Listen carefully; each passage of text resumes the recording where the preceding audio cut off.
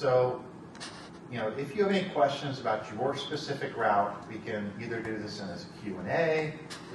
We talked with several of you. For the past 10 years, there's kind of been a decline in ridership. It's kind of exacerbated by the pandemic. There was a huge drop-off in ridership, and even post-pandemic, when we kind of returned levels of service back to normal, the ridership didn't return. So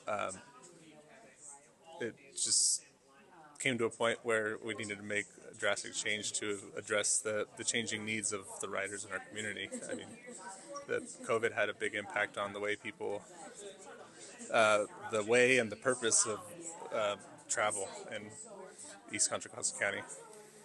One thing I've noticed with the route changes, a lot of consolidation, but more frequency. Was that like the balance? Is that the balance, so to say? That's kind of like the main thing that you're kind of trade-off. Right. It's frequency over coverage. That's the main thing. In our our current service right now, the service coverage would be considered a strength. We have lots of routes, but there is a lot of duplication, a lot of really long route patterns that with long travel times. So you might be able to get where you're going, but it might take a really long time. So we're trying to find that balance where you can get to where you're going faster. One night like tonight, the route changes, I think, is a very big deal. I know you definitely went into depth with it, especially going to disenfranchised communities and such. The one thing I've noticed from what I've noticed with the alternatives is the consolidation of the routes. Mm-hmm. Being Brentwood, Oakley, it seems a lot less routes, more frequency, mm-hmm. And then you go into Antioch, it's a lot more routes, more frequency and stuff like that. Just your thoughts on the changes.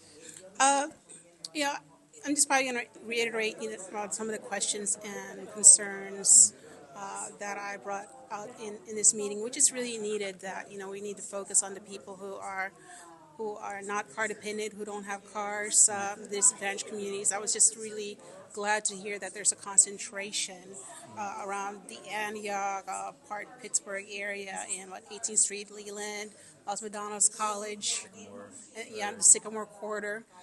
But then also look at supplementing that with some additional routes that on weekdays would operate every 30 minutes throughout the day, 3 routes doing that, and have another 3 routes that operate every 30 minutes during peak times and every 60 minutes during other times. Yeah, it's, when we look at service to disadvantaged communities, it's not just about putting a bus in the communities that are lower income or have have folks with greater disabilities or people of color or whatever the measurement you might use. But it's also, where are they going? And so this is where areas like Oakley and Brentwood are actually important, because that's where a lot of the jobs are, and that's where a lot of growth is happening as well. And we think about this is about connecting origins and destinations. Right. And so while I don't think Brentwood is a higher need area. Right.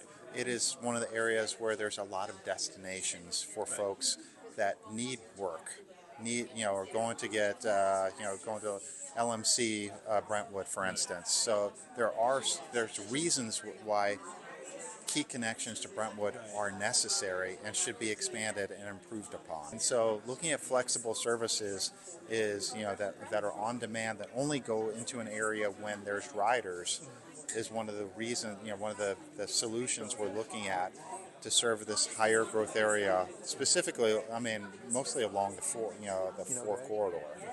There's a lot of commercial development, there's a lot of housing being developed around there, but it's all lower density, but they have needs. But how do we get them to there?